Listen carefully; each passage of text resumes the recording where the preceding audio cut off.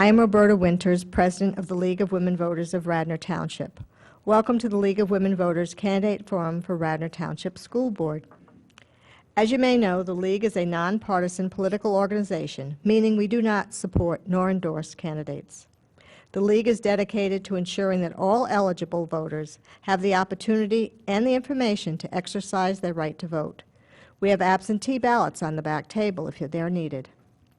The League also encourages the informed and active participation of citizens in government, works to increase understanding of major policy issues, and influences public policy through education and advocacy.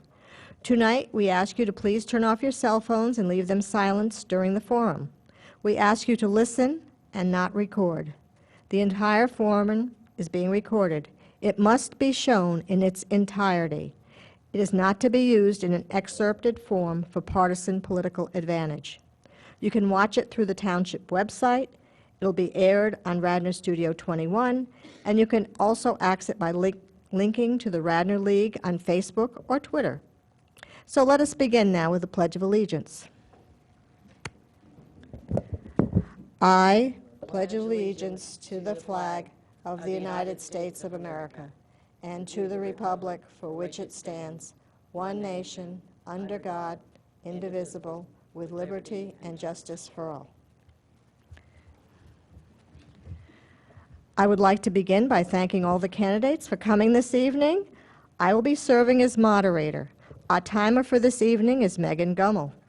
Our Voters Service Chair, Gayla McCluskey, and Vice President Barbara Schroudenbach will be assisting us this evening as they collect and screen questions from the audience. The format of this evening is as follows. As you came in, many of you were given cards on which to write your questions. Just raise your card in the air and a League of Women Voters member will collect them and move them to a moderator for their review. We also have accepted questions online. They will not be addressed to a specific individual, and if chosen, will be asked to each of the candidates for their responses. Each candidate will have 1 minute opening and closing statements.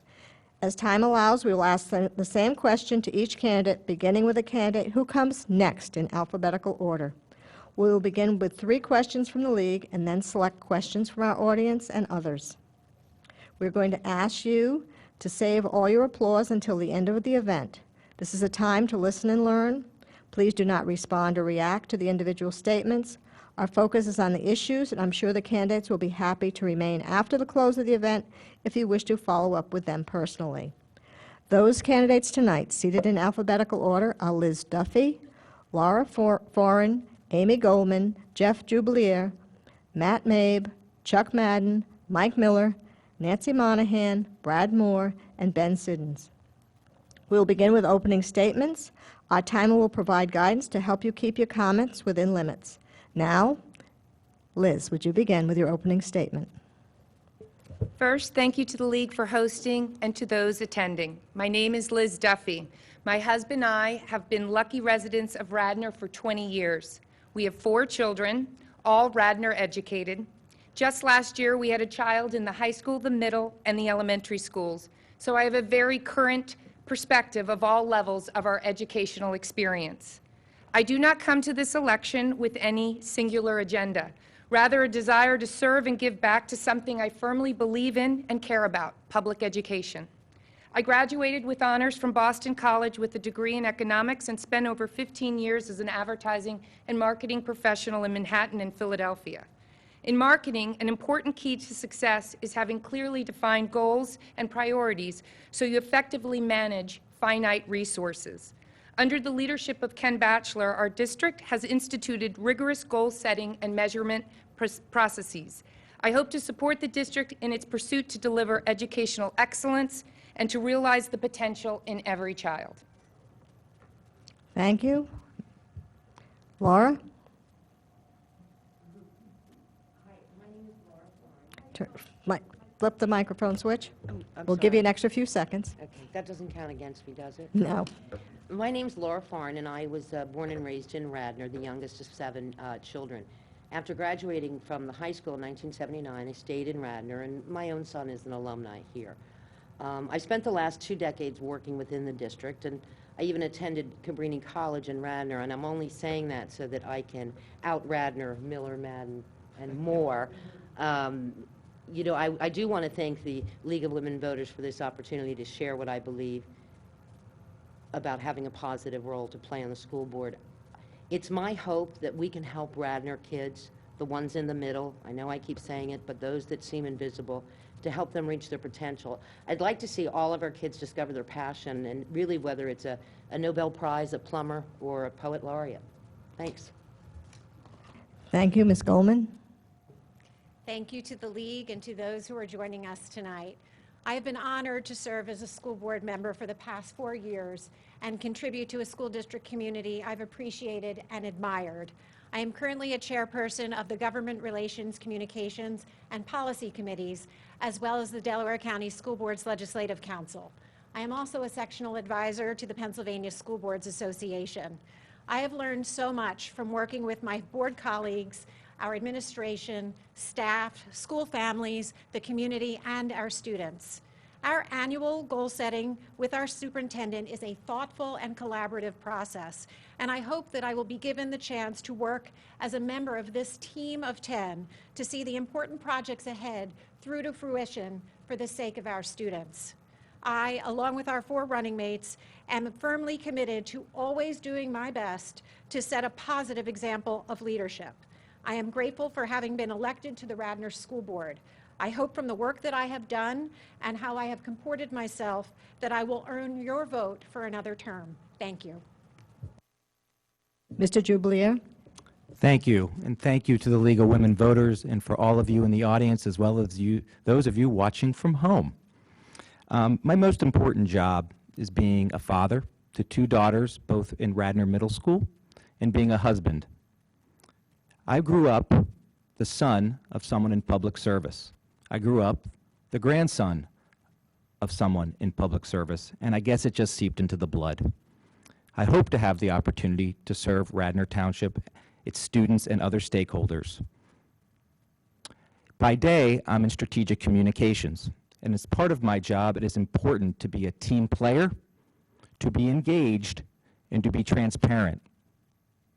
I look forward to bringing those skills to the Radnor Township School Board if I'm fortunate enough to be elected.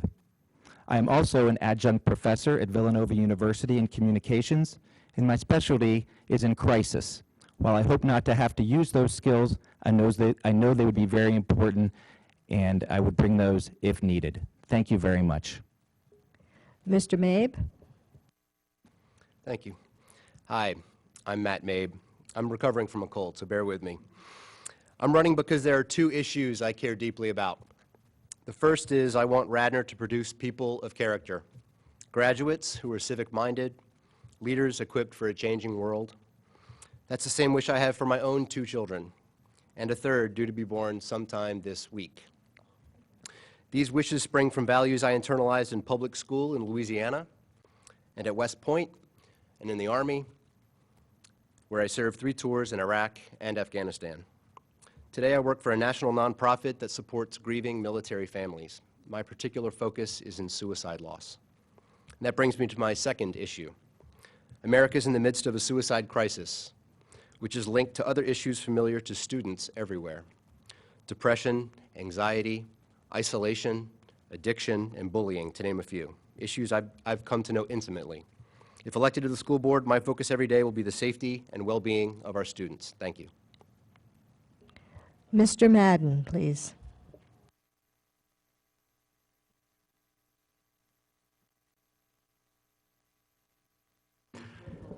There we go. Okay. Yes, hello. My name is Charles Madden. Some people call me Chuck. I would like to thank all of those who have voted for me in the past, and I appreciate their support, and I will continue to do the job, the best job that I can with the abilities that I have. I'm a retired teacher. I'm also an adjunct professor at Radnor University, and also follow a family of service, public service, which is great. My father worked here at Radnor. He was an example of what a public servant should be. And I hope that I would be at least half the man that he was. towards the people that he represented, because he was an unbelievable individual. I also am from Radnor, 24 years.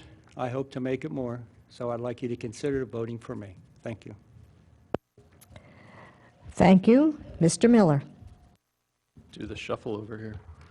Hello, my name is Michael Miller, and I'm asking for your vote for the Radnor School Board.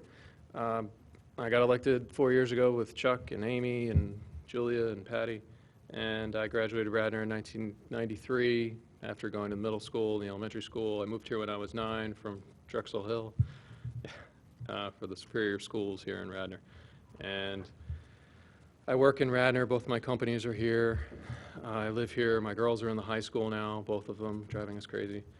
And in 2015, I was elected to the board to restore respect to the public from the school board because it wasn't happening at that time. And then we had to find a new superintendent, so we hired Mr. Batchelor.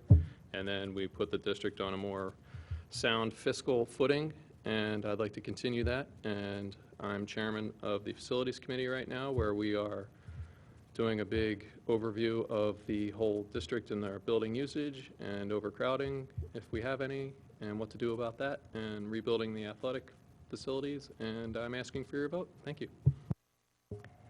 Ms. Monahan? I'd like to thank the League for this opportunity and for giving us all this opportunity. My name's Nancy Monahan. I've been a Radnor resident for 17 years, and I live in North Wayne with my husband Ed and 2 children, Caroline and Teddy, both of whom attend the Radnor Middle School. I went to Dickinson College as well as NYU, where I received an MBA. And professionally, I focused on marketing in the healthcare industry. And when I had children, I decided to stay at home, where I served as an adjunct professor at Eastern University for a couple of years, and then really dedicated my time to volunteer, both at my church, at various PTO roles at Wayne Elementary, as well as district-wide initiatives. And then most recently, last year, I became a board of trustee at the Radnor Memorial Library. So why am I running? I'm passionate about public education. Both my parents dedicated their profession in public education, and I really want the opportunity to be able to give back to the community. Thank you. Mr. Moore? Hello, my name is Bradley Moore, and I'm running for school director because I believe in Radnor schools. Our schools are strong, they have a good reputation, but we have a duty to ensure that they continue to meet the needs of all students. I attended Radnor Public Schools for 13 years, graduated with the class of 1996. I went on to get a BA and a master's and a teaching certificate from Penn. I worked as a teacher for 2 years in Philly through the Teach for America program before I went to law school. Now I practice as an attorney and an adjunct professor at Delaware Law School. Whatever is good about me and whatever successes I've had are due to the hard work and the love of my parents and to the excellent foundation I got as a Radnor student. With 2 children now of my own attending Radnor schools, I'm invested in their success and the success of all students in our school system, for the benefit of those students and for everyone in our community. Thank you. Mr. Siddons? Thank you to the League and to the members of the Radnor community for having us here today. I'm Benjamin Sidneys. I actually started in 1992, so that kind of dates me just a little bit. But I'm part of a family of 4 kids that went through Radnor, most recent to graduate just 2 years ago. My main focus here is not only to ensure the continued education success of the school district and of the students here, but also to bring it into the future. I've been known by a couple of names, Ben to my friends, Benjamin when I'm really in trouble, and I've also been called the tech wizard every now and then in the job that I hold, which is in finance and technology management. One of the things that we need to focus on now is what are we going to expect of our students going forward, especially the role of technology and the role of the internet and the role of various other aspects of education for the well-being of our students and for their continued success. Thank you to all of you. Ms. Farn, I'm going to give you the first question. Financial decisions often impact priorities. with infrastructure concerns like athletic facilities or buses and building security being balanced with instructional areas such as class size, implementing technology, and promoting the arts. How would you make such decisions?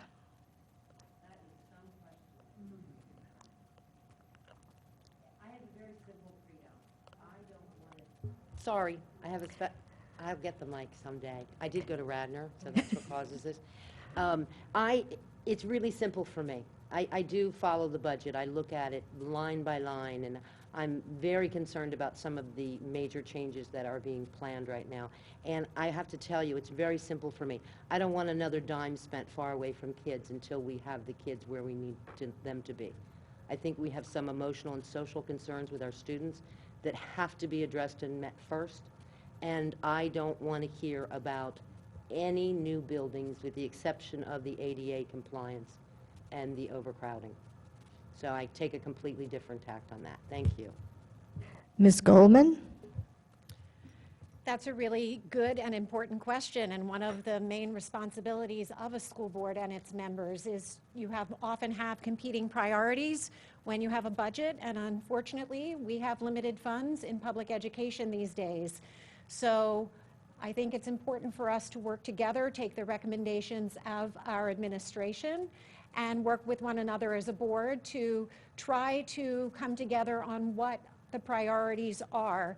Obviously, most forward-focused on students, but being able to consider all of the opportunities in front of us and try to prioritize them in order to make the best, most responsible financial decisions possible is part of the charge of being a school board member.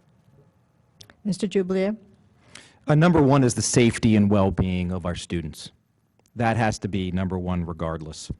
Other than that, I'm proud to say that I support what the administration, along with the current members of the school board, have done in terms of setting goals and priorities in a short and long-term manner. These were done deliberatively, with community input, engagement, and a lot of study. And I think it's great that there was that much collaboration. Radnor is a number one or a top-ranked school district. Part of being a great school district is absolutely the experience of students in the classroom, but it goes beyond that. It's about their wellness. It's about their whole experience. It's about their experience in extracurricular activities. It is absolutely having ADA accessible bleachers, but it's also having bathrooms. It's also having opportunities to buy concessions and things that are, we know that the community and the task force looking into the facilities is doing, and doing it with community input. Thank you. Mr. Mabe? Yes, absolutely. This is going to be short and simple. I mean, what I hear in this question is tangibles versus intangibles. I think that the facilities in Radnor schools, as I've seen them, are just second to none. And the safety and well-being of our students, their education, is by far the most important of all the issues that we face. And so that is where I, as a school board member, would prioritize funding. Thank you. Mr. Madden? No, it doesn't move. We have developed a process where our budget is actually curriculum-driven. And the curriculum is driven that way because of the students that we're trying to serve. We try to make sure that the students are comfortable, they are safe, and they can grow emotionally, and they can grow socially. And then after we have established a foundation, then we can move on to the academic piece. That said, in the past, historically, I've been on the board, and we did renovate the high school. We located where the new middle school would go. We built Radnor Elementary School. We did these things in the past so that as we were able to move forward, we're in very good position right now as far as facilities go. We do have some issues with ADA, which Mike and his committee are addressing, so I will throw it to you, Mike. Mr. Miller?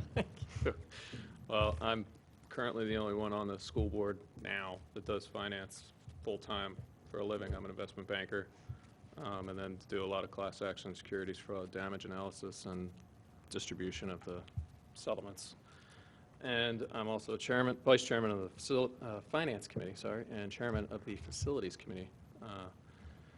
And like Chuck said, we've been doing a big study about usage, every building, how we use it, how many kids we have, are the buildings being used as they were designed. We have more kids coming into the district every day. I'm sure all of you, when you look at your own blocks, the older folks are moving out and then younger folks move in with, 3 kids that aren't in school yet and they're coming. I mean, Matt's got 2 that are coming and a third one's coming in an hour. So Matt might be leaving early. So, budgeting is a tough thing. Everybody has wants. They come to you and everybody says this is a necessity, but the 9 of us have to get together and fight it out and figure out what's the highest priority to fund with tax dollars, which everybody has to remember are compulsory and not voluntary. Ms. Monahan? So I think it's a very good question. In my experience as a marketer, I've had to manage multi-million-dollar budgets. So understanding how to prioritize those dollars is very challenging, but it is doable. And I think it's a matter of weighing all of the options and determining what is best in the situation. And for the sake of Radnor School District, I go back to what was said previously, that the safety and well-being of our students should be #1 priority. Thank you. Mr. Moore? What do we all remember most from our time in school? For me, it's the teachers who helped me, the staff that helped me, the custodians, the bus drivers. Our biggest expense in the school district is our people, and rightly so. So that's where it starts for me. That feeds into the educational experience of our student and the well-being and safety of our students. Infrastructure matters too, but the people in the building are what's most important. The school district budget is now $100 million for the first time this year.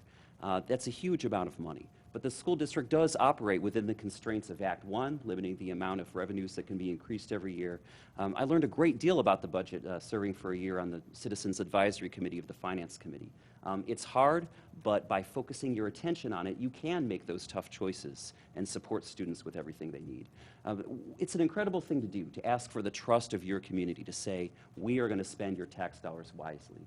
And the thing that I've seen that's helped with that most and has been an improvement in the last few years is increased transparency in the budget so that the voters can hold us accountable, so that our spending reflects the values of our community.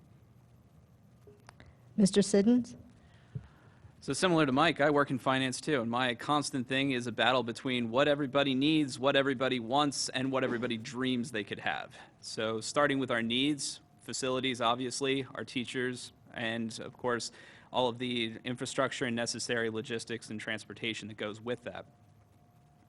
Following on with that, it's the curriculum. That is an absolute essential part of everything that we do. So the books, the equipment, everything that goes into building up the schools.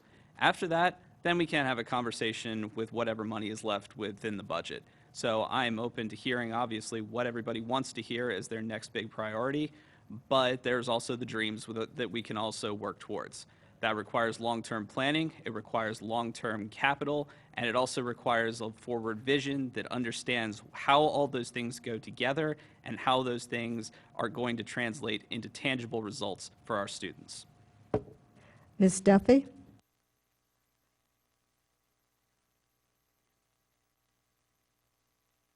Sorry. I believe it's the school board's job to work together with our administration to address priorities within the financial constraints. And I agree with what I've heard up here that, our #1 priority is the safety and well-being of our students. Because it's by providing that our kids will have the environment to learn and thrive. But I also believe that we also need to look at, we have some issues with our current facilities. We know, first and foremost, that we have to address ADA compliance. And then beyond that, what I really think that the board is taking a very thoughtful approach by taking a look at the larger scope of what needs to be done in terms of our aging facilities at our high school, because they will potentially impact, we do have potential capacity issues coming up in the future. So to take that long-term view right now, I think is a prudent use of our time, and then we'll have to make decisions based on the plans that are presented. Thank you. Ms. Goldman, you get the second question. The local tax burden for public schools is expected to grow. What suggestions do you have to increase funding to maintain Radnor standards without raising taxes above the annual Act 1 limit? Well, that's a pretty simple one for me, and I've been at it for a long time, and that is to try to galvanize our community to work with us as a school board to lobby our legislature to help provide the funding that we need to take that burden off of our local residents. Pennsylvania ranks 46th out of 50 states in terms of what it contributes as its share of public education funding. That's 46th out of 50. That's not okay. It really isn't fair for the state to not uphold its responsibility to help equitably fund public education.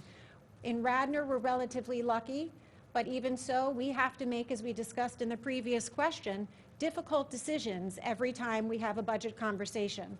And for some of our neighbors, it's an even more severe conversation. So we really plead with our community as often as possible to join us in trying to help our legislature understand just how critical it is that they take a greater interest in funding public education to the extent that they should. Thank you. Mr. Jubilier? Ditto for one. Absolutely, it is galvanizing all the stakeholders, our students, our faculty, our teachers, neighboring districts, and coalescing and having a strong grassroots advocacy effort up in Harrisburg. I'm proud to say that my background is in advocacy, and I have a lot of experience that I hope to be able to bring to the forefront should I be fortunate enough to be elected. But a lot of this has to do with education, because most residents in Radnor and across the Commonwealth don't even understand what the term Act 1 means and all of the limitations. So it's incumbent upon us, again, we can't do it alone, to educate those and get those up to Harrisburg so the legislators and the governor understand, and it's really the legislators, the governor's come through and trying to raise monies or funding for schools, that there's a danger if they don't support increased funding in terms of their own jobs. So we need to galvanize the community. Thank you. Thank you. Mr. Mabe? Thank you. You may or not be able to tell I'm struggling a little bit up here, so I would like you to repeat the question, please. Got it. The local tax burden for public schools is expected to grow. What suggestions do you have to increase funding to maintain Radnor standards without raising taxes above the annual Act 1 limit? Based on that question and my limited experience and knowledge in the area, I would have to say that I think that the two previous answers I heard sound very reasonable and adequate, and I have nothing more to add to that. Thank you. Thank you. I would now pass this on to Mr. Madden. Yes, I've served as a member of the FRN, which is a Federal Relations Network, which has changed to an advocacy group, which is made up of representatives from school boards that report back to their congressmen. And I have been down in Washington for approximately 16 years, and our main focus is to try and get more funding for the schools. So that's at the federal level.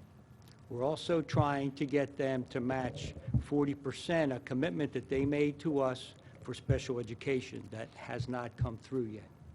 Now, what has been happening is when we approach the state, what the state tells us is, if we get that 40% from the feds, we'll give it to you.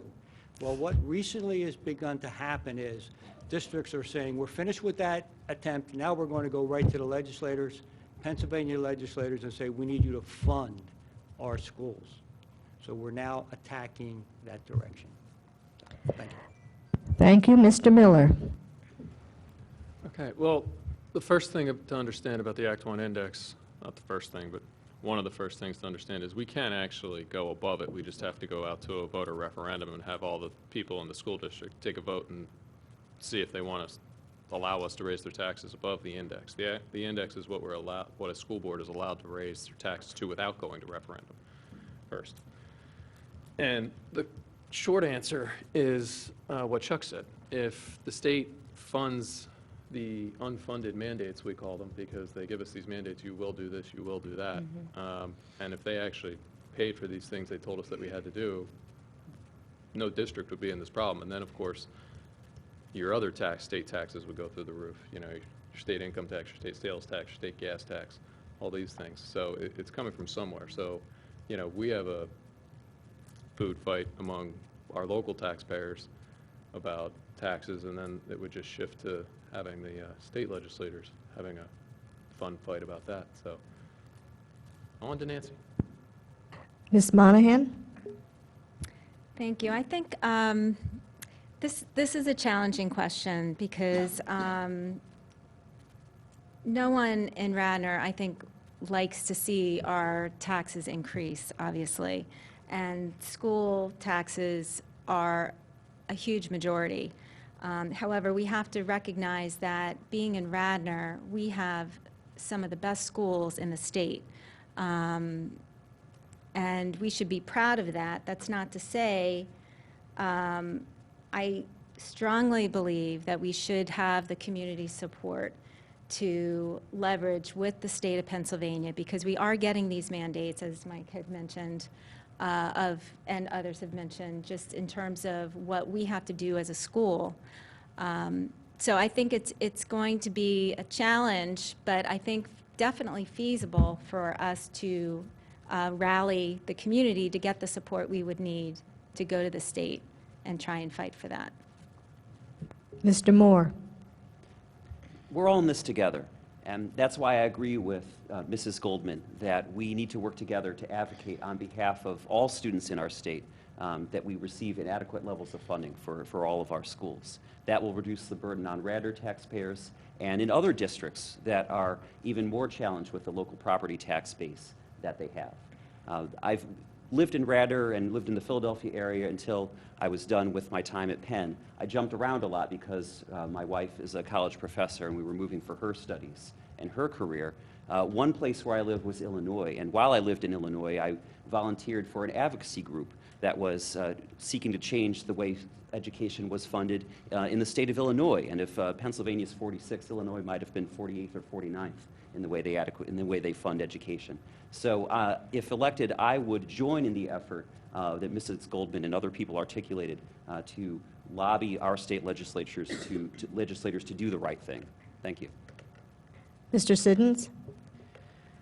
I can agree with going to the state and trying to get additional funding from them. I can agree with going to the federal level and trying to get additional funding from them. Of course, it's going to be a fight no matter which way you decide to do it, and no matter what you decide to go with, it's going to ultimately come down to us as advocates for the community and to the people that we represent to help us with achieving that goal. But I would also look at one other part of it. What other money is being put out there for not just schools, but for other facilities? So one of the major initiatives put forward by the state and by Governor Wolf is the enhancement and improvement of various buildings to meet what are called LEED certifications. It's additional funding that we can go after for making our buildings into more efficient facilities. We can make them with an additional capital investment into something what's called net zero, which effectively means that they don't have significant utility costs. We can't necessarily get all the funding that we want, but we can reduce some of those operating costs by going after the funding that is out there and available, and also advocating on behalf of our students for the funding that the state and the feds owe us. Thank you. Ms. Duffy?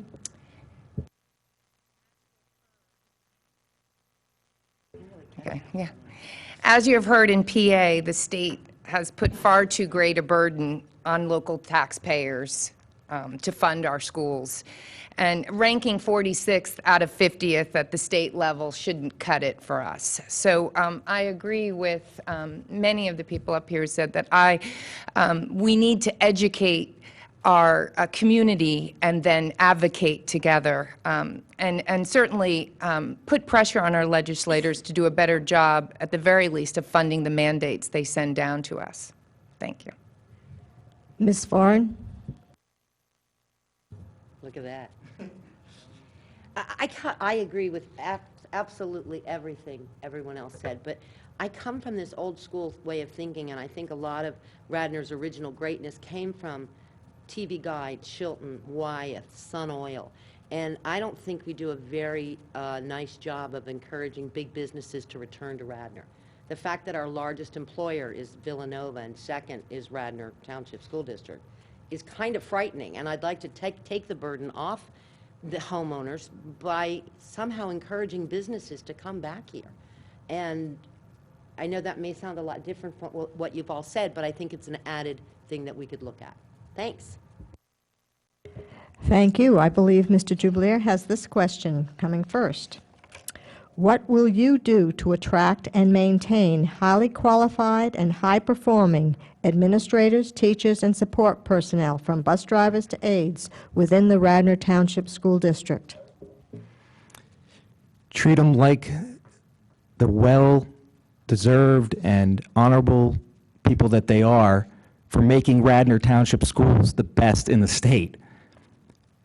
I want to thank the board, some of the board who's not, maybe not serving anymore, for helping to negotiate a teacher's contract, which I know has several, fortunately has a few more years to go, a good contract with Mr. Batchelor, our superintendent. We have to retain our teachers and our administrators, our bus drivers, our custodians, because the people, as Bradley said in an earlier answer, are what make Radnor schools the best they can be. And it's not only through contracts and money, it's treating them with the respect that they deserve. And if they're happy, our students are going to succeed, and we're going to be all better off for it. Thank you, Mr. Mabe. I think that the way to attract top talent is the same way to attract the sorts of people like me and my wife, who brought our children here to study in some of the best schools in the entire state. We came here because the schools have a reputation, they have credibility, they have a long history of excellence, and that's the very same reason that good teachers and good administrators want to be part of a school district like this. They want to be with good students. Families who care about their children's education want the same thing, the interactions with the educators.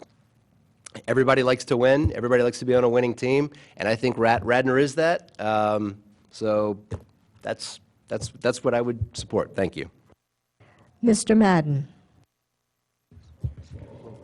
It is, sorry. Radnor is considered a destination district, and a destination district is a district that people come to and try to get a job there and can finish their career there, because we're basically at the top. This is a good place to work. It's a good place to live. What we need to do to keep our people, again, is very treat them respectfully, but we also have to make sure that we're providing them with the correct professional development, that we're providing them with mentors, that we're evaluating them properly, and if we see teachers that need more support, that we give them that support, that we listen to the teaching staff, that we listen to the parents, that we listen to the students, and we make sure that what we're delivering is true to the reputation that we have. And I believe we're doing that now, and we will continue to do that. Thank you. Mr. Miller.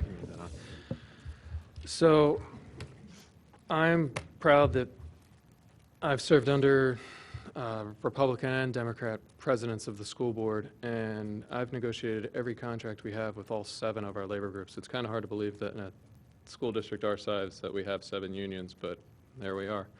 And I've negotiated contracts with all of them. The only person in this district I haven't negotiated with is Mr. Batchelor, because that was done by Susan Michelson and Dave Falcone when we hired him.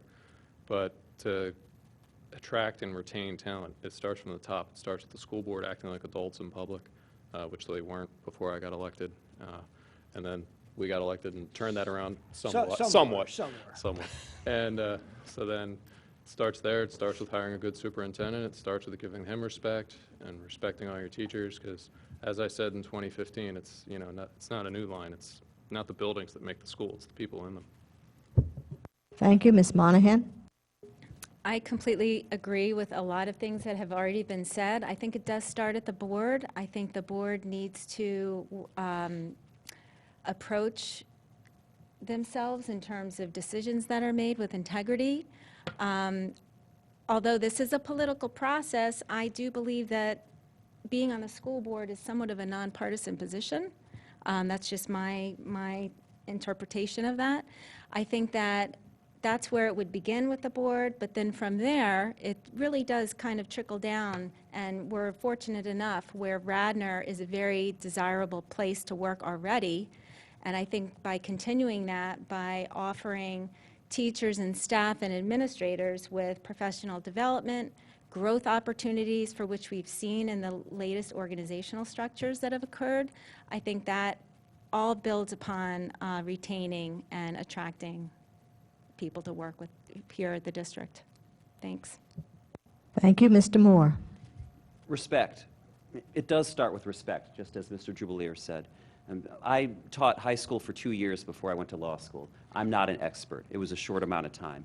But I know enough to know it's really hard, and to know that what our teachers put into the lives of our students is incredible.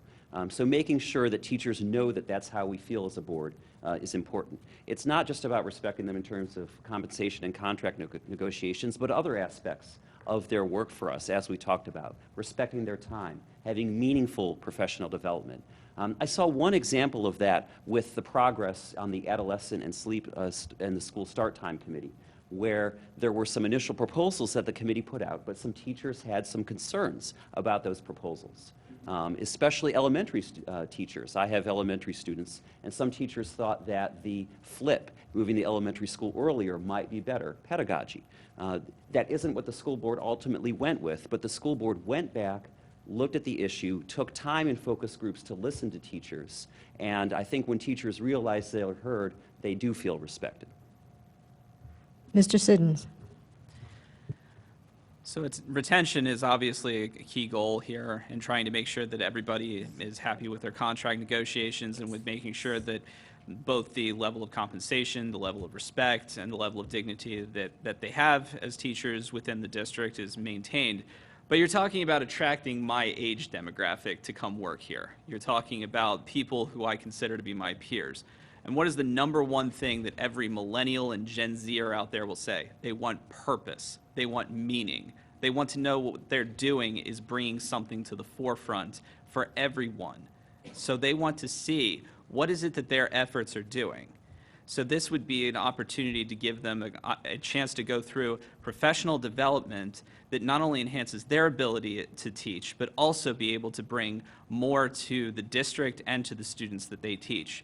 It involves getting them in with the creation of curriculum, giving them stretch opportunities, as well as maintaining the standards of excellence that we have in our contracts that we negotiate, and also with the respect that we give them.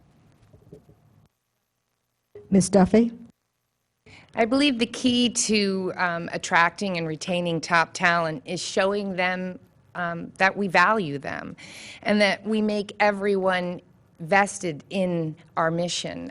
I personally think that our superintendent, Ken Batchelor, does a really good job at that right now. And, you know, I have some perspective of being around for 14 years now, and it does feel that morale is really good, and that I think when we bring everyone together, you know, have them buy into our vision and value them as a part of the process, whether it be an administrator, a teacher, a bus driver, a custodian, the lunch staff. You know, I think that then we can continue on, deliver on our mission of Radnor excellence. Thank you. Ms. Foran? I feel funny answering this question, obviously, as the lone employee. I think respect is a huge deal. When people ask me what I do for a living, I sometimes answer that I am a concierge at a high-end hotel for children. So the respect, you know, we need it from the kids, the parents. It's a two-way street. But in terms of attracting talent, my feeling is that you're lucky to work at Radnor. You're lucky to be here. And, you know, I think of the teachers as chefs, and we're giving you ingredients of kids who are well-rested, well-fed, and ready to learn. So I think we can make a pretty good omelet with that. So, but I still think the teachers are wonderful, but I'm not sure it's about us attracting them. It's about us deciding, can we get the best? And I think we can with what we offer. Thanks. Thank you. Ms. Goldman? I think a school district, just like any other organization, needs to concentrate on two things: climate and culture. And I think when you have a positive, supportive, and inclusive culture and climate, you can attract really good people. Just like that's a priority for our students, we want to make sure that they feel that the climate and culture is positive, supportive, and inclusive. It should be the same way for every employee. It's positive when we tell them that they're doing a good job. It's supportive when we offer them the skills and the opportunities to improve their craft. And it's inclusive when we care about their point of view and we invite them to be a part of every conversation we're having. And that really does start with the board. The tone that we set as governance of this school district should model the climate and culture that we want everybody to feel a part of here in this school district. And I also think increasing the ranks of diversity in our staff is important as well, so that everybody feels like they have somebody with whom they can connect with as professionals and in terms of the teacher and student relationship. Thank you. Mr. Mabe? Public participation at school board meetings in general is limited to the beginning and end of each meeting.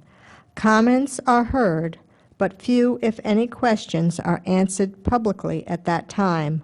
Rather, they are posted electronically at a later date. How would you change this process? Thank you for the question. It's a good one. I've lived in Radnor for just over a year now, and I've been coming to school board meetings for almost the whole time, and that's the one thing about the public school board meetings that really bugs me. Folks get up to address concerns, ask very good questions, and they're not addressed right there in the room. I think it's unfair to taxpayers and to parents not to give adequate feedback and answers to them in real time. I think it also fosters a sense that things are being done in an intransparent way, and that's just not what being a public organization like this is all about. And so I would advocate for questions being answered and fielded right there on the spot. Thank you. Mr. Madden? I think what we're faced with is right now we have a public comment. We don't have public participation. If you ask a question to the board, they'll get back to you within a month if we don't answer it. Now, what I would like to see us do, and we do try to do this, is if we can answer the question, one of our administrators can answer the question, then they should answer that question. I've attended school board meetings throughout Delaware County, throughout the state actually, and I've seen other districts, especially one of our neighbors, Turner in East Town, and what they do, the superintendent, he fields the question and he actually sends it over to who he believes would answer it. If it's a curriculum question, he'll send it over to the curriculum director. If something about an elementary school or high school, he'll send it over to the principal and see if they can answer that question. And if they can, then they would answer it. And if they cannot, they would do the research and come back and answer the question later. So, thank you. Mr. Miller? It feels like deja vu, because you asked this exact question 4 years ago, Doc. But, I mean, you know, I've been chairman of the Facilities Committee for 2 years now, and you're a frequent flyer to that meeting, and you ask questions, and you know that when I run the meetings, if we can answer them, we answer you. I mean, I don't like the fact that we don't answer questions. I mean, we as a board, the 9 of us have talked about this, and I feel like it should be more like Chuck just said, that but there are times when, you know, you get people up here who just filibuster and ask 75 questions at once, and it's like, you know, part of it is we've answered you before 6 times. But when I run my committees, I answer the questions if we can. So that's how I think it should be run. Ms. Monahan? Thanks. My understanding of the board meetings, the monthly board meetings, is that there is a good amount of time spent on questions, both at the start and at the end, which I know from people that I work in other districts or are on school boards at other districts do not even allow that much time. So I I think that it is important to stay on task during these meetings. I am not saying that there shouldn't be an open discussion of perhaps changing things. If we have an answer and the head of the board has the answer, I think we should respond to that, but understanding that we wouldn't want that to lead to other further tangents that we could easily run into that would break the efficiency of a smoothly run board. So, thank you. Mr. Moore. The school directors work for you, the voters. It's your values that should matter to us. One thing I think the district has started doing more of and getting better at is finding other channels for interactive public participation. I'll refer to the Adolescent and School Start Time Committee again. While it was not necessarily possible in the school board meetings for a lengthy Q&A session to Mr. Bechtold, who was one of the co-chairs of that committee, there were focus groups around the Radnor Township School District. I attended one of those, and parents who had concerns about or questions about that new initiative were able to sit down in an interactive way and ask Mr. Bechtold directly what was happening, why this, why not this. The district's doing more of that. There's a wellness study focus group this week, I believe, on Wednesday morning. So it's great to see the district increasing those opportunities. In our public meetings, these are our business meetings where we conduct school board business. And I'm going to go reread it tonight, but my understanding of how Policy 6 is written right now is that it is already along the lines of what Mr. Madden described. The chair can recognize an administrator to answer a factual question if the answer is available in the moment rather than something that needs to be researched. Mr. Siddons. I mean, the simplest way is just to answer the question, if at all possible, after public comment. I know I've been one who's actually made public comment before and have tried to make that point that if we can answer it, why not just do it right on the spot? If it's something that needs to be further researched, if it's something that needs to be addressed a little bit later, I mean, I'm available pretty much 24 hours a day to my team. I don't see any reason why we shouldn't be as well. We all have emails. We all have instant messaging of some form. Why not make that available to pretty much everybody who wants to ask that question? I mean, after all, we don't necessarily all need to be in a single room to participate in a group conversation. So in my experience and in my opinion, it would be beneficial to not only answer the questions whenever possible, but also keep an open dialogue, especially when it comes to message boards or when it comes to potentially setting up a panel discussion or some kind of open forum to ask any questions or have an open conversation. Ms. Duffy? I do like the idea of looking at best practices in regards to running school board meetings. And I can recognize that if someone takes the time to come to a meeting and give public comment and ask a question, that there might be frustration if it seems like there is an answer that could have been delivered. So as Bradley said, you know, maybe we already can do that, but it doesn't appear that we do that often, so I can understand that the frustration or the concern, and I certainly think it's worth looking into, but I understand that the current board, you know, also has, you know, to balance the idea of running efficient and effective meetings. So, but it's something certainly that I would think that it would be something that we could look at as a board to see what could address the public's comments and concerns about this. Ms. Foran? Thank you. I don't think that there's an intent to appear imperial, but there is a feeling that the board is being imperial when the question is met with silence.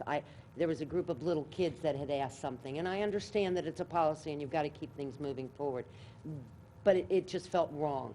I enjoy the banter. Now that you guys have developed a more civil relationship, I have to tell you, I enjoy the little back and forth that you guys have. So I would prefer more of that. I know that it's a business meeting, but I think a lot of us are interested in the thought process and being public about it. You know, maybe a little less business and a little more conversation. Is that an Elvis song? Thank you. Ms. Goldman? So we have two different forums for school board meetings. We have business meetings, which are more formal, And then we have committee meetings, which consist of just a small group of us. And actually, in my experience, there's been more of a dialogue kind of opportunity in most of our committee meetings. One of the things that's important to remember is that when we have school board meetings, because of the Sunshine Law, it's only that time when we're able to conduct business. And in any school board manual that you find, we have a responsibility to conduct that business in the short number of hours we have each month. And so while we're really interested in, and it's very critical to have public participation in our meetings, we do have to balance that with our responsibility to get work done. And I think Radnor has done a really good job of trying to provide alternative channels of interaction outside of board meetings to help make the community feel like their voices are heard and important. So, for example, we all have email addresses. We conduct forums all the time, as was mentioned earlier. And I think it's an important conversation to continue to have. But I'll also mention that just a few years ago, we actually did have a review of this policy, but maybe it's time to do it again. Mr. Jubileer? Last but not least, get off the stage is what I would say, not literally right now. All of us, or those on the school board, need to get out. This feels almost, and again, I'm not criticizing the official business, but this feels almost imperial in some respects, Lord. And I'm not criticizing or denigrating that, but it's, and some of the forums have been done, it's getting into the community, not always being at 7 o'clock at night, not always being at 5 o'clock at night. There are new parents, there are people with jobs that are different hours, and folks need opportunities to be able to give their input, even if it's not official business, at the times that work for them. So, and in person. I'm all about being virtual. I'm all about your emails getting released and chats and all of that stuff, but people want to feel like they're being listened to. So what I would suggest, and maybe it's being done, but it's not being done in a way that the community knows more about. So whether it's a review of the policy or more education in the community for folks to have a chance to be heard, that's what I would recommend.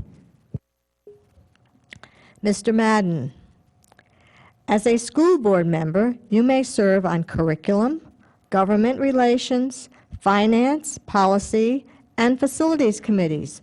Which qualifications or skills do you have to serve on one or more of these areas? Well, if I look back in history, I've served on all of them. I enjoy curriculum. I'm a certified curriculum and instruction supervisor. I'm also a certified elementary school teacher, a certified special education teacher, a certified math teacher, a certified special education supervisor. So curriculum is something that I enjoy. I have a great deal of knowledge about it. I'm also, like I said, an adjunct professor at Widener in the education department. I do work not in curriculum development at Widener University. I just deliver the educational program that I'm given. And I think I can bring that type of knowledge to the school board and on the curriculum committee to make sure what we're doing is what we think we're doing.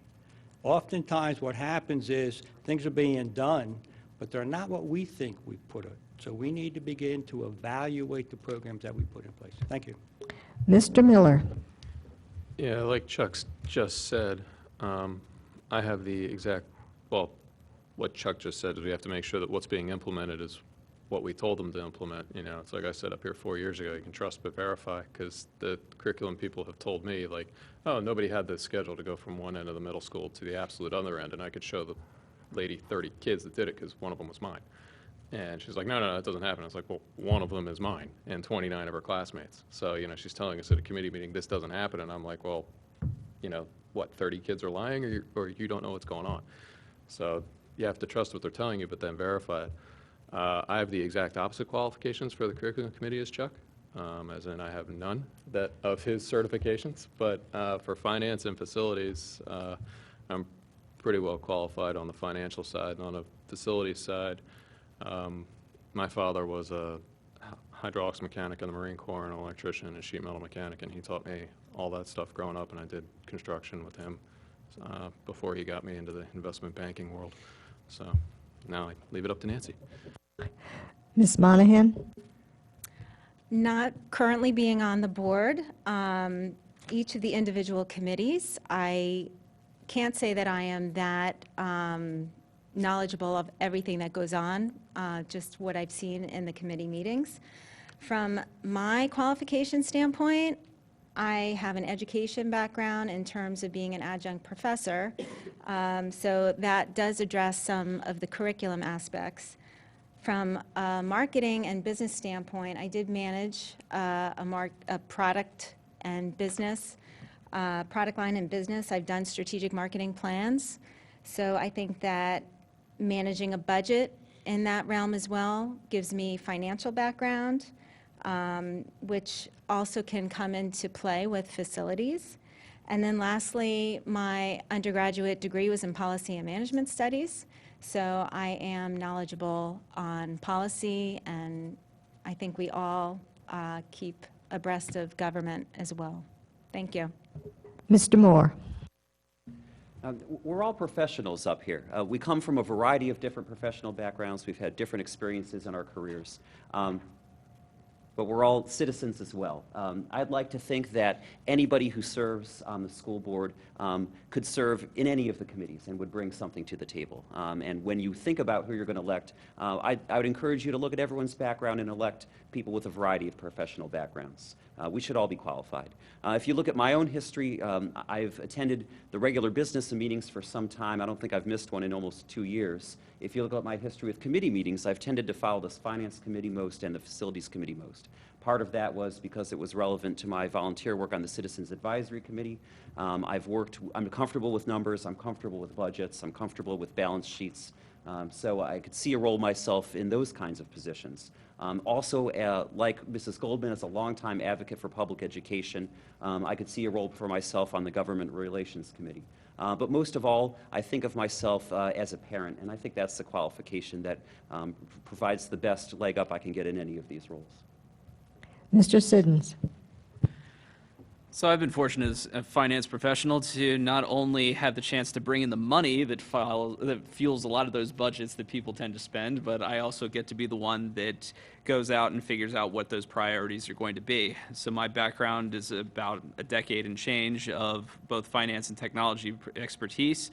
I do a lot of train the trainer, so it comes to building up all of the reports, all of the setups, and all of the procedures in order to get people to deploy systems, to roll out manufacturing processes, and to deliver that to their own people, whether it be on their own team or whether it be in another facility. So in that sense, I wanted to bring some of that to curriculum in both understanding how that works and especially bringing some of what that entails for the future of our students into the modern day. In addition to that, for the finance side, obviously worked the budgets, worked in creating them and bringing in the revenue to make those happen. As well as on the facility side, I've managed about $400 million worth of plant and equipment and feel very qualified in order to handle the facilities for the district. Ms. Duffy? Professionally, I've created plenty of strategic marketing plans and managed budgets, but I'm not really sure, like Bradley said, that that's really has any specific, gives me any specific qualifications for any of the committees that you mentioned. I think my number one qualification is that I am a parent and a concerned citizen that wants to deliver the best for our children, and that I can pledge that whatever committee I'm assigned to, I will put the time in to understand the issues. I will come prepared. I will listen to my fellow committee members. I will listen to the public. I will collaborate. I will problem solve. And those are just inherent in the person I am, and that's what I have to say about that. Thank you. Ms. Foran? First, I don't want to be on the Dunder Mifflin Party Planning Committee, but I actually have a strange suggestion. I'd like to serve on I'd like to have a new committee, a Student Wellness Committee, because it's I hear a lot about the advanced degrees and adjunct professorships you all have. And I listened to Bradley talk about his positive experience at Radnor, and mine wasn't, to be honest. And it isn't for a lot of people. And I do think that we have an opportunity to put together a group of people to actually form a committee that are invested in simply the social and emotional wellness of a child. And what criteria do I bring to it? I took my first drink and drug when I attended Radnor High School, and I'm almost 20 years sober now. So I'm about to suggest a new committee. Thanks so much. Ms. Goldman? I'm thinking about this a little differently. I've heard a lot about professional skills, and I think that that's an appropriate and reasonable way to answer the question. But I also think in terms of personal characteristics. And I've been serving on policy and government relations and communications for the 4 years I've been on the board.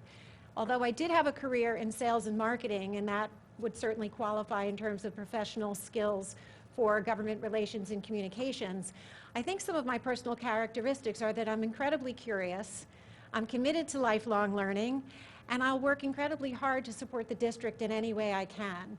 So I would actually like to serve on any committee where I'm needed, because I think as long as you have those attributes, you can really make a positive contribution on this board. And I actually served at one point on facilities. I don't necessarily have a facilities background professionally, but I found it a great opportunity to learn right alongside the rest of my board members. And I would encourage anyone who is serving on the board to try different committees, and they might actually enjoy it, even if they don't think that they might have the professional skills to make a contribution initially. Mr. Jubileer?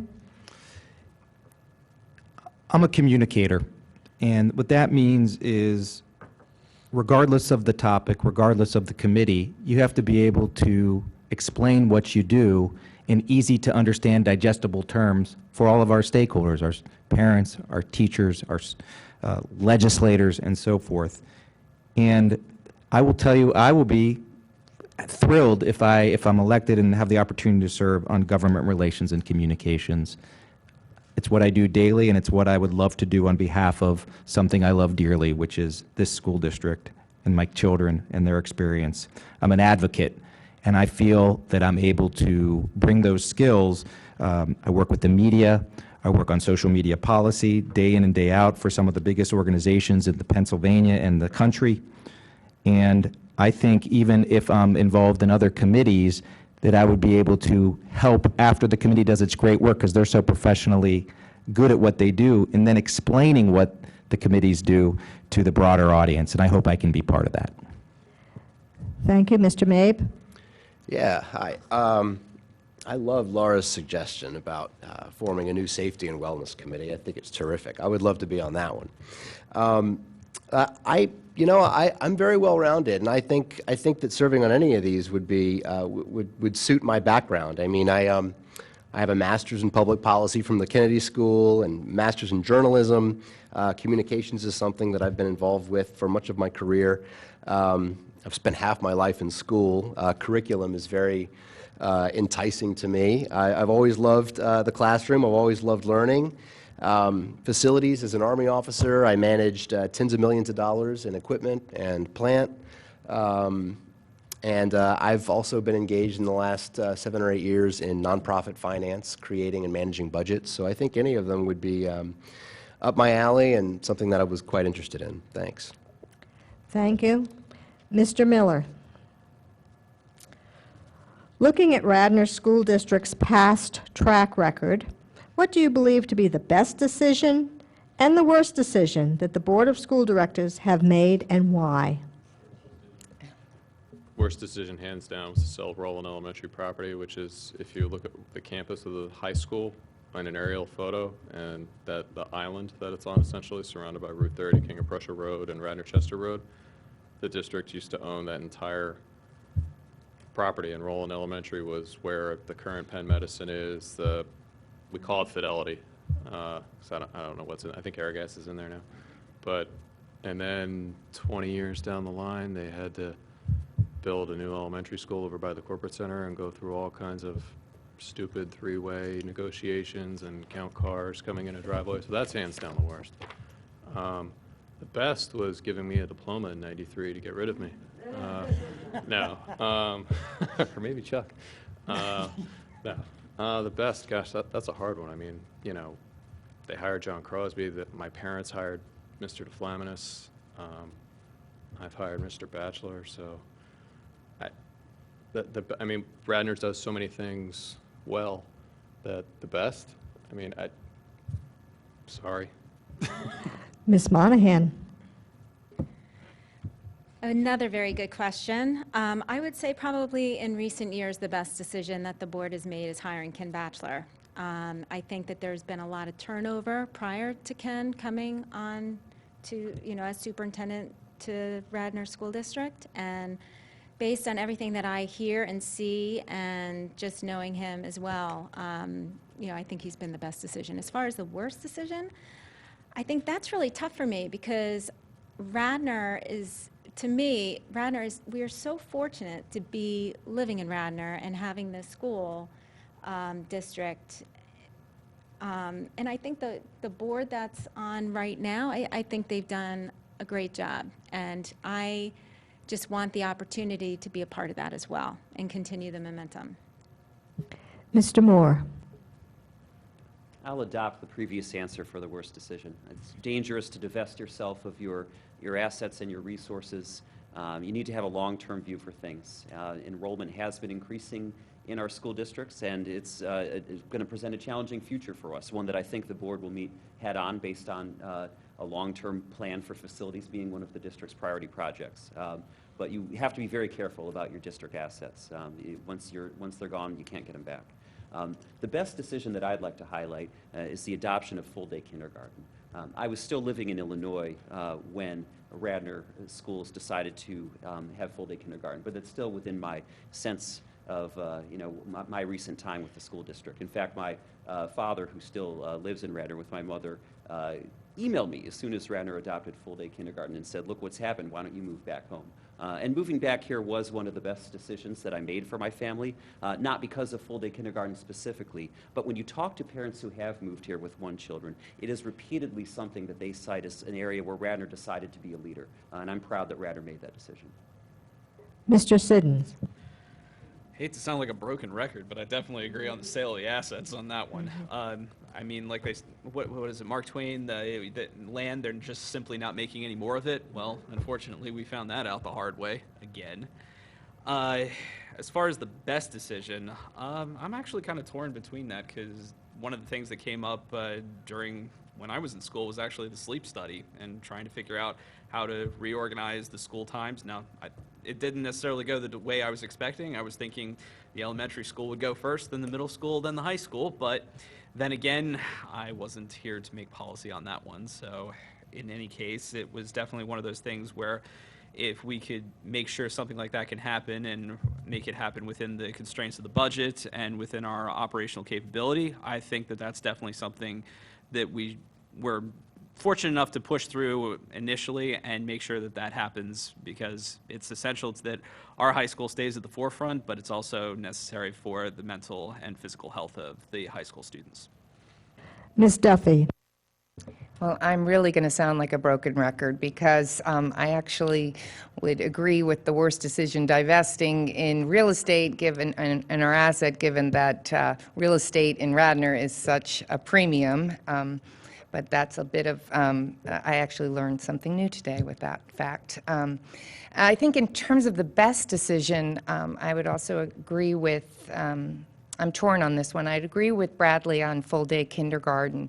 I actually just missed it. My youngest was a kindergartner when we still had aftercare, so had to pay for that. And I remember just thinking how crazy it was that my child had been in school since he was since he was 2 years old, and it was like his 4th year of school, and I was actually going backwards. So if we're going to be a district that leads and is going to have early intervention, certainly full-day kindergarten was a piece of that puzzle. I'd also like to say that I also think a terrific decision was hiring Ken Batchelor. Thank you. Ms. Foran. I'll change the record. I think the worst decision we ever made was tearing down the old Radnor Middle School. I so hoped that we could have kept that building, made it into a community center, a senior center. I saw all these mixed uses for it. And I was one of the few people who thought that we should use the 57 acres at Ethan, so I'm sorry. Thought it was a terrible decision. But I love my middle school now. I want that on record. The best decision we ever made is every single day when we make a difference in the life of a kid and give them a soft spot to land. That's just the best thing we do. Thanks. Ms. Goldman? Yes, I think the best decisions you make, sometimes you don't know you're making until after you've had a little time to reflect on them.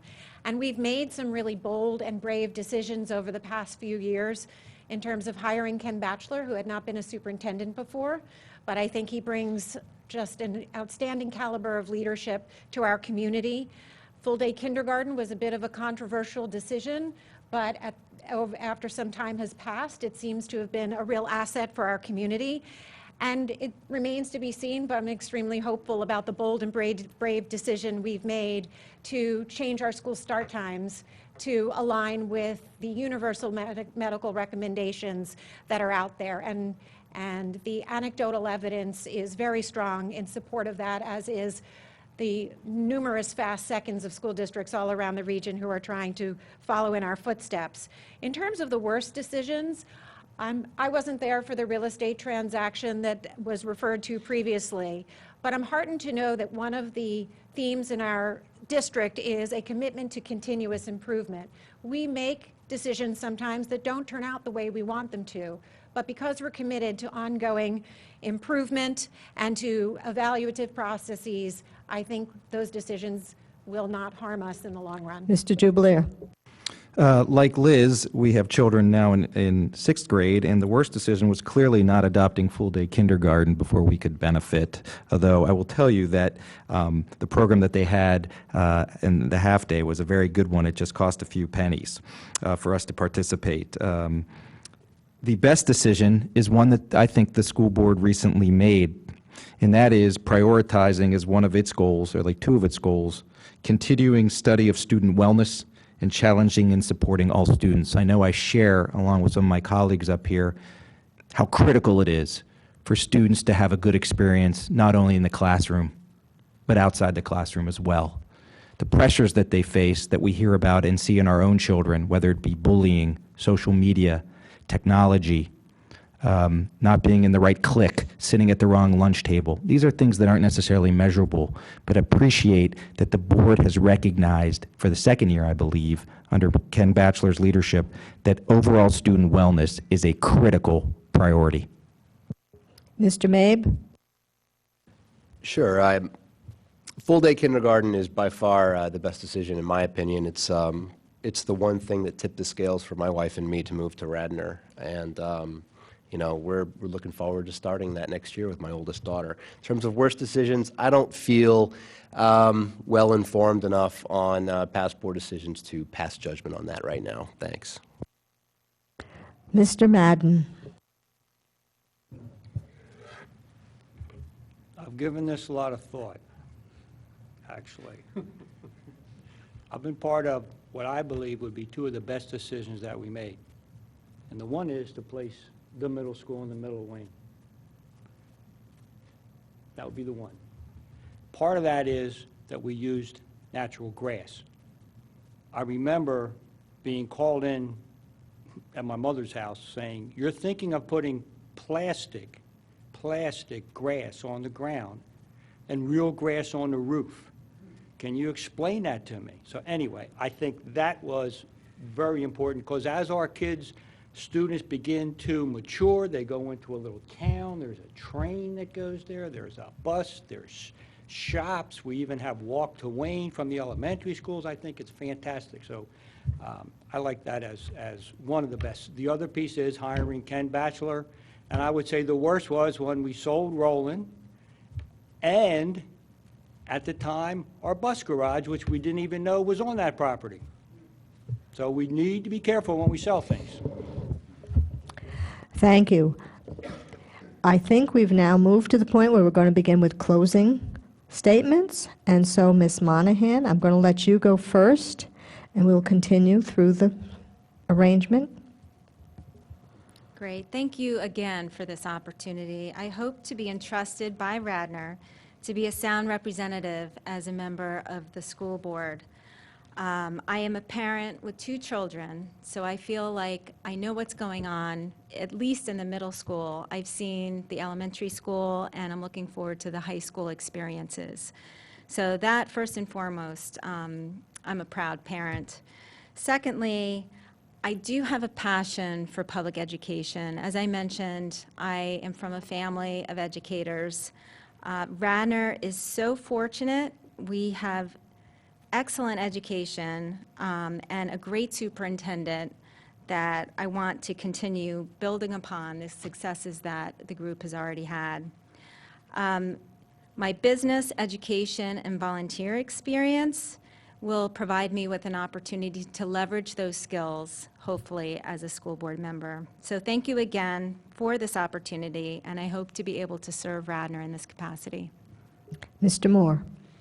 Thank you, Dr. Winters, to the League, everybody who has watched at home. Our success as a school board depends on having informed voters. So if you're watching this forum, you're doing the right thing, and I encourage you to have everybody else you know get informed so that you can hold the school board accountable. I have been an advocate for public education for most of my adult life, as I have said. I never thought I would run for political office, but I was drawn to the opportunity to serve as the school director as the best way to give back to the community that was my home when I was a child, and that is my home once again. I wish this was a nonpartisan election. It is my strong belief. I wish the state would change that. It's an official league position, Dr. Winters, right? I don't think that's realistic. But we have the system that we have right now, and I'm proud to run with the slate that I'm running with. And this is your local election where your vote can make an incredible difference. Votes in Radnor Township and local elections have been decided by a small number of votes. Ask everyone you know to get educated. Encourage them to come out to the polls. And November 5th, please come out and vote for Amy Goldman, Liz Duffy, Nancy Monahan, Jeff Jubileer, and me, Bradley Moore. Thank you. Mr. Siddons. There was a Radnor teacher a long time ago that told me, "To whom much is given, much is expected." That person is sitting right here. That's the words of a Radnor teacher to me, and it's carried through up until now. And with everything that I've learned, and with everything that I've gone through with the Radnor School District, I've also learned that there's life outside of Radnor. But I want to bring some of that back. I want to give what I was given back to the community, back to the students that I know are going to be there with my daughter going forward. I've served extensively with technology and with finance. I know what the possibilities are for both. I know what it is to work a budget, but I also know how to implement technology that turns students into creative thinkers and to capable future members of our society. Thank you. Ms. Duffy. As I said in my opening, I do not come to this election with a singular agenda, rather a desire to give back to something I passionately believe in.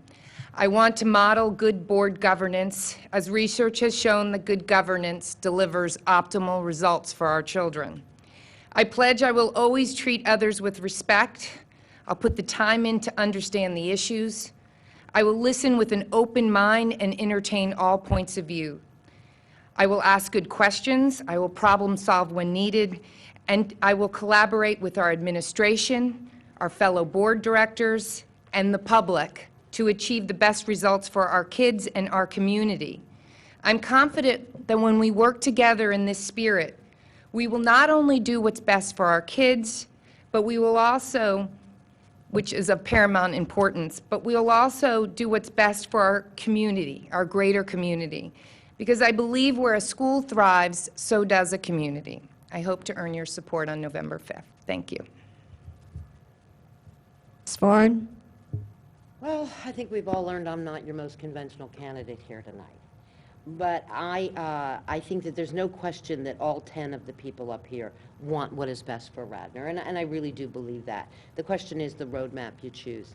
I choose a more transparent budget, a more responsive board, and a willingness to embrace service and tech jobs, and a return to the goal of raising good citizens. But I do very, very strongly feel that we need more than just words and committees when it comes to the social and emotional wellness. You know, they've said that now we've done it the second year, but we clearly have kids. The recent survey said that 34% of the high school kids felt depressed more often than not.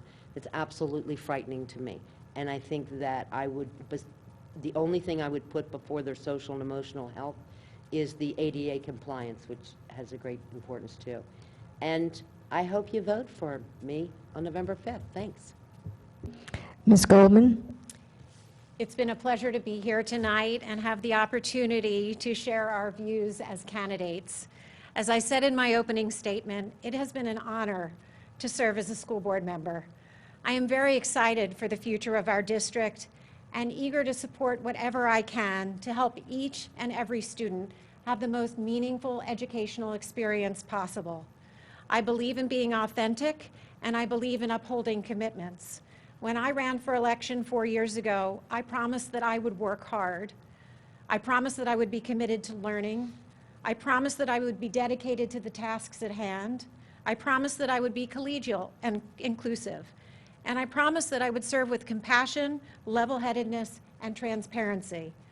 I suspect most would say I have lived up to those commitments, and I will continue to be just who I am if I am elected to a second term.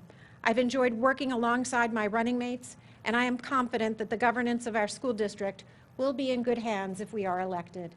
Thank you. Mr. Jubileer? I want to thank the league, the millions of viewers out there watching, and our residents, and everyone up here, frankly. You know, I heard they doubled the salary of school board members just in the last hour. No, everyone up here deserves a round of applause for volunteering their time. There's no doubt that commitment shines across this stage. I hope, if I'm fortunate enough to be elected, to be a collaborative team player like I know I am, to continue my dedication to public service, to bring the skill set of a professional communicator and a problem solver to the district and all of its stakeholders, and to be just a great role model for my daughters and my family as well, because that, at the end of the day, is the most important job, being a good parent and role model. Thank you, and good night. Mr. Mabe? Yes, thank you. I'm really happy I was able to make it all the way through to now, and thanks for everyone's support and patience. I just want to say thank you for the opportunity to be a candidate for school board here in Radnor. Thank you to the other candidates for making this such a fun and educational experience for me the last few months in a place that my family and I are now proud to call home. I believe I'm well suited to represent you, the township's taxpayers, on the board. I'm a dad of 2 little kids. I'm the son of 2 professors. I'm a humble product of public school myself. I've worked hard to earn advanced degrees from some of the top universities in the country, including Columbia and Harvard. I understand the challenges that students are facing in a changing world. I understand the pressures and the stakes. Social and emotional well-being are very important to me. It's what I do every day through my work. I and my young family and people like us are the future of the district, and the excellence of its schools will be determined by our proactive, collective commitment to making them so. So if I'm elected, you'll get a board member with integrity, competence, common sense, and a record of lifelong public service. Thank you. Mr. Madden? Yes, I would like to thank the league and Dr. Winters, and I'd again like to thank the people who have supported me in the past. My big spiel has always been, if you feel I've done a good job, I would like you to consider voting for me. If you feel I haven't lived up to what I've committed to, then I would like you to look around and vote for somebody else. If you think somebody else could do a better job. But I do ask you to do one thing. If you don't personally know me, I would like you to contact somebody who does and ask them what they feel about me and ask them how they feel I've done this job. I have passion for the students, the children that are in my purview. Oftentimes, when I begin to talk about, because as a teacher, you begin to talk about students as if they're your own children. Like, for instance, I would say, oh, I took the kids to the farmer's market. I took the kids here. I took the kids there. And that's what we have at Radnor. One other thing I really do try to do, whenever we have Teacher Appreciation Day, I go around to all the schools. I go into each classroom. I go in and shake hands, and I say one thing: thank you for what you do for us and for the children of Radnor. So, Mr. Miller. So thank you, Chuck. It's always hard to follow Chuck. I had to follow Chuck 4 years ago, and now I had to follow Chuck again, and it's just hard to say, ditto, Chuck. Thanks. Now, my name is Mike Miller. I'm asking for your vote on November 5th. I've been on the board for the last 4 years. If you want to see what kind of a board member that I am, you can look at any of the Finance or Facilities Committee meetings for the last 4 years. They're on YouTube if you have insomnia. The last year has been, the facilities meetings have been either 3 hours or 20 minutes, depending if we're talking about the bleacher project or not. I would like to see that through, so I'm asking for your vote so that we can rebuild the half of the high school they didn't do 20 years ago. That's what that's about. And we hired Mr. Batchelor under my watch. I was the first person that dragged the rest of the board to that decision. I'm proud to say. I have my kids in school here that they went to the exact same schools that I did, and I'd like to see that through. So November 5th, it's Miller time. Thank you. Ms. Monahan? The first one. Thank you. She's so good, she gets to go twice. I'd like to invite all of you now in the audience and each other at the podium, give each other a round of applause. Great job.